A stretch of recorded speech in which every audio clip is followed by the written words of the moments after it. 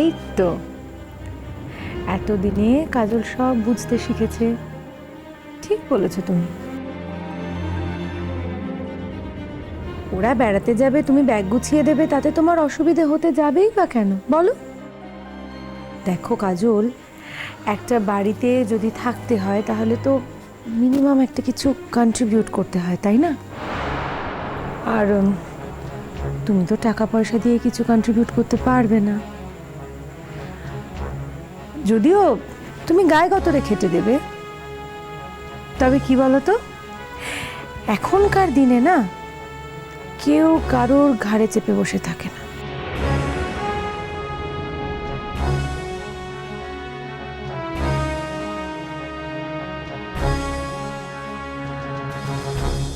আসি দিদি, জামা কাপড়গুলো দাও।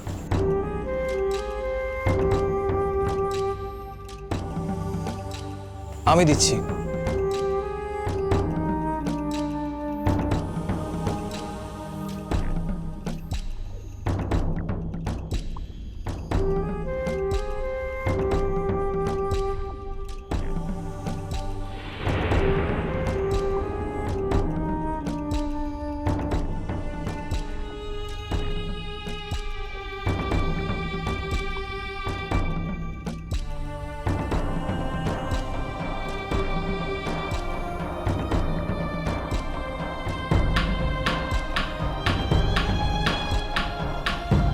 নীল, আমি বলছিলাম কি, আমার যেসব শাড়িগুলো তোমার পছন্দ সেগুলো একটু আলমারি থেকে নামিয়ে দাও না প্লিজ। হ্যাঁ দিচ্ছি। বাবা আসি, তুমি কোন দিন কোন শাড়িটা পরবে সেটা বুঝি তোমাকে তোমার বর সবসময় বলে দেয়?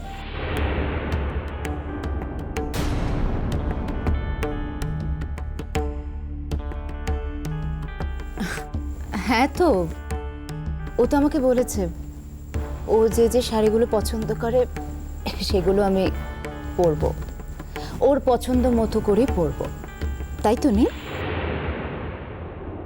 বলেছি, এই কথাগুলো আমি কাজলকে বলতাম। কাজলকে নিয়ে কোনোদিনও বাইরে ঘুরতে যেতে পারিনি, কিন্তু কাজলকে প্রত্যেক দিন আমি বলেছি তোমার পোশাক পছন্দ করে দেব। কাজল তো নিজে বেছে পোশাক পরা ভুলেই গেছিল। আজও কথাগুলো বলি, কাজলকে বলছি মনে করেই বলি।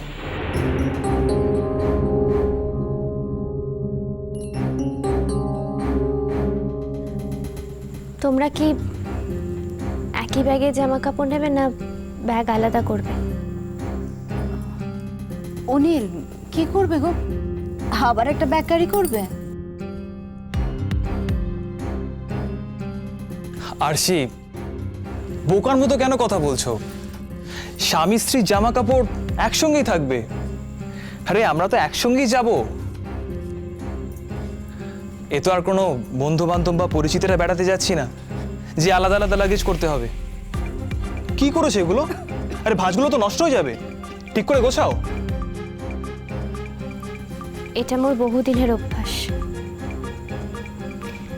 মু জামা কাপড় গোছালে যে তার ভাঁজ নষ্ট হয় না তা তো তুমি জানো।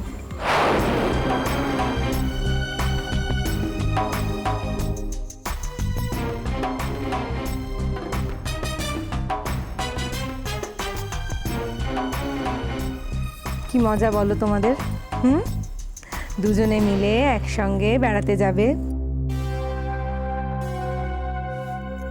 মজা তো একটু হচ্ছে বটে, তবে একটা ব্যাপার আমি ভাবছিলাম, মানে ওখানে গিয়ে আমার হাতে হাতে কে কাজ করবে বলো তো? হ্যাঁ, আমার শরীরটাও তো গন্ডগোল হয়ে গেল।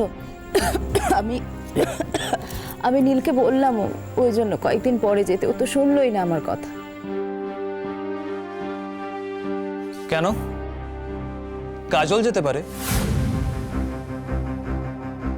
ইনফ্যাক্ট তোমার টেক কেয়ার করাটাই তো কাজলের একমাত্র কাজ।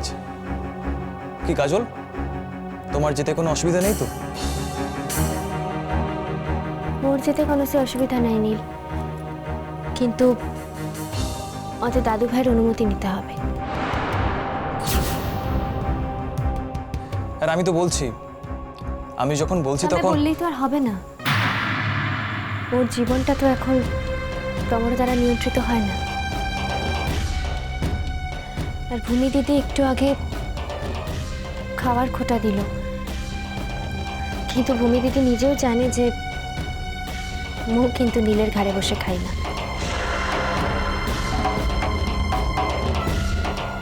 আর নীলের অনুরোধেও মই ঘরটাতে আসেনি। তাই এই বাড়ির অন্য কারোর সাঙ্গরে কোথাও যেতে হলে এই বাড়ির যিনি অভিভাবক দাদু ভাই তার পারমিশন নিতে হবে।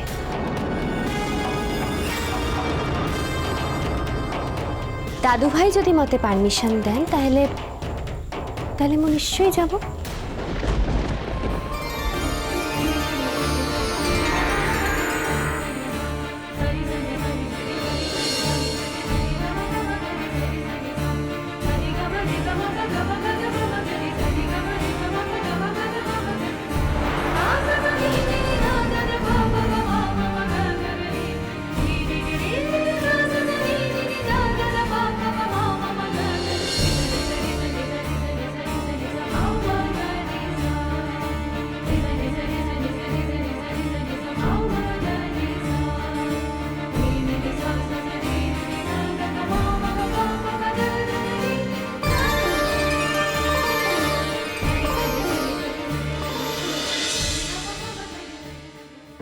বড় বৌমা, হ্যাঁ গো, আজকে লালের ফেরার কথা না? হ্যাঁ বাবা, আজই তো ভোরবেলা ফেরার কথা ছিল। বুঝতে পারছি না ট্রেন ফেন লেট করলো নাকি কিছুই তো বুঝতে পারছি না। জানি না আবার ভূমি ফোন করে কোনো খবর টবর পেয়েছে কিনা, ও তো আবার কিছু জানায়ও না আমাদের। না না, সে আবার কি কথা, জানাবে না কেন? ও ডাকো তো ভুনকে ডাকো তো, আমি ওর সঙ্গে কথা বলি। আচ্ছা, এই যে তুমি নিজে একটা ফোন করছো না কেন?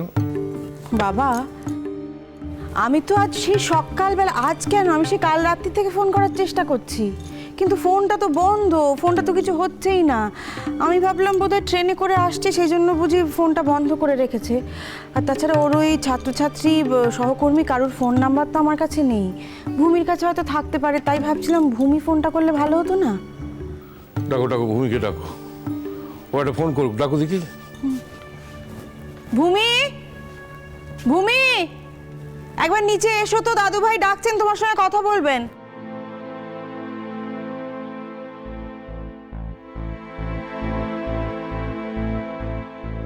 তোমরা দুজন একসঙ্গে গুজুর গুজুর ফুসুর ফুসুর করে কি এত গল্প করো বলো দেখিনি সারাদিন ধরে? আচ্ছা ভূমি, সংসারের কি কোনো কাজ নেই? লাল নেই বলে তো সে পাট চুকিয়ে দিয়েছো। আর আরশি, তোমাকেও একটা কথা বলি মা, ঠাকুরের ইচ্ছে নীল তো এখন অনেকটা সুস্থ, অনেক ভালো আছে। তোমাকে কেন সব সময় তার ঘরে তার সঙ্গে থাকতে হয়? বাড়িতে নীল আর ভূমি দিদি ছাড়াও তো আমরা রয়েছি নাকি?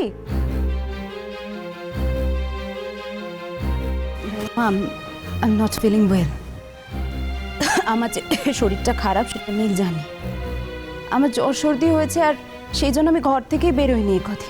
দাদু ভাই যে কথাটা জানতে পারে আমরা সেটা জানতে পারি না কেন? এ বাড়িতে তো তুমি শুধু দাদু ভাইয়ের সঙ্গে থাকো না, এ বাড়িতে তো আমরা আরো 5 জন থাকি নাকি?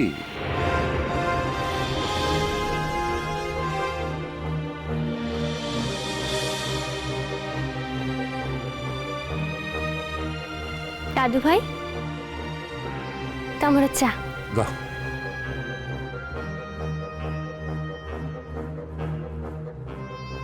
কি ব্যাপার কাজল?